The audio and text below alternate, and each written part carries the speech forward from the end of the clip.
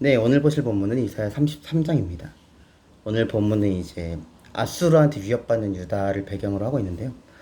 이제 다른 묵상에서도 이야기했고 설교 때도 이야기를 했지만 아수르가 이제 다른 나라를 무너뜨리면서 유다까지 압박해오고 있는 상황이었고요.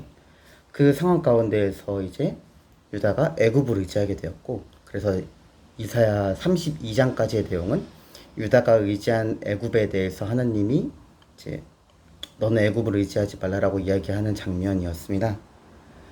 어쨌든 하나님이 아니라 눈에 보이는 다른 걸로 해결하려고 했던 유다를 책망하신 장면이었고, 이제 오늘 본문에 보면은 그래서 이런 내용들이 있어요. 뭐 평화를 위해 나아갔던 사신들이 울고 7절에서 뭐 길은 황폐해지고 사람의 왕래도 끊어지고, 그런 식으로 이제 유다가 할 수 있는 일이 전부 없어지고 있는 그런 상황이었습니다. 아수르의 위험은 앞에 있는데 유다가 할 수 있는 게 아무것도 없는 상황이었죠. 그런 상황에서 이제 하나님이 10절에 말씀을 하시는 겁니다. 내가 이제 일어나며 내가 이제 나를 높이며 내가 이제 지극히 높아지리니 라고 이제 이 일에 개입하실 것을 선언을 하십니다. 그래서 하나님이 오늘 본문 1절에 보면 아수르에 대해서 굉장히 이제 비판적으로 말씀을 하시죠. 아수르는 학대당하지 않았는데도 다른 이를 학대한 이들이고, 속임당한 적이 없는데도 다른 이들을 속이는 이들, 그런 식으로 표현을 하고 있습니다. 그래서 하나님께서 일어나셔서 유다를 괴롭히던, 그리고 주변 나라들을 괴롭히던 아수르를 두렵게 하시고 치려고 하시는데요. 사실 오늘 본문에서 제가 보고 싶은 건 그 내용이 아니고요. 14절의 내용입니다.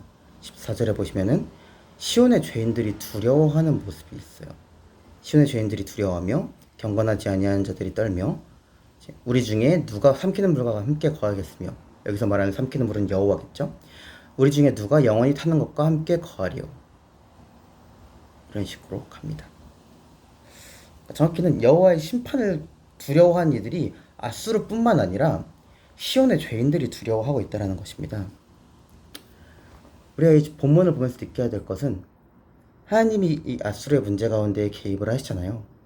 그렇다면은 아수르만 떨면 될 것 같은데 하나님의 개입은 한 차원의 문제를 더 해결을 하신다는 거예요. 하나님이 정말 우리의 삶에 개입을 하시면요, 우리 눈앞에 있는 문제만 보게 하시는 게 아니라 우리 또한, 우리 마음에 있는 죄 또한 하나님 앞에 서게 된다라는 것입니다. 하나님이 일어나시면 아수르의 죄가 아니라 시온의 죄까지도 일어나게 된다라는 사실이에요. 드러나게 된다라는 사실이에요. 우리에게 닥친 문제 상황들은 우리가 1차원적으로 바라보면 이제 아무것도 아닌 상황처럼 여겨질 수가 있죠. 우리에게 닥친 상황들은 그냥 해결해야 될 문제, 아니면 우리를 그저 힘들게 하는 문제 정도로 여겨질 수가 있습니다. 그런데 그것에 대해 하나님께 구할 때 하나님은 분명히 우리에게 응답을 하실 것입니다. 그 응답의 방향은 어쩌면 나를 향하고 있을 수 있다는 거예요. 분명 관계의 문제 때문에 힘들어서 하나님께 기도를 했습니다.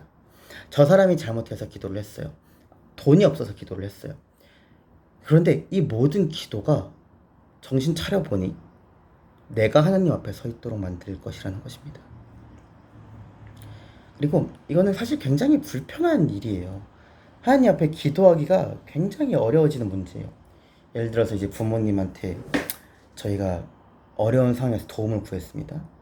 예를 들어 뭐 돈이 필요했다고 해가지고 돈을 달라고 했는데 이제 부모님이 그러시는 거죠.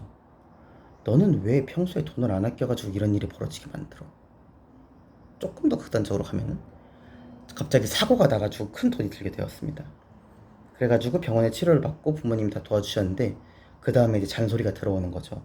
너 내가 뭐 이렇게 다니지 말라고 했냐 안 했냐, 뭐 너희가 차주지 말라고 했냐 안 했냐 하면서 이제 막 잔소리가 들어온다고 생각하면은 막 썩 유쾌하지는 않을 수 있죠.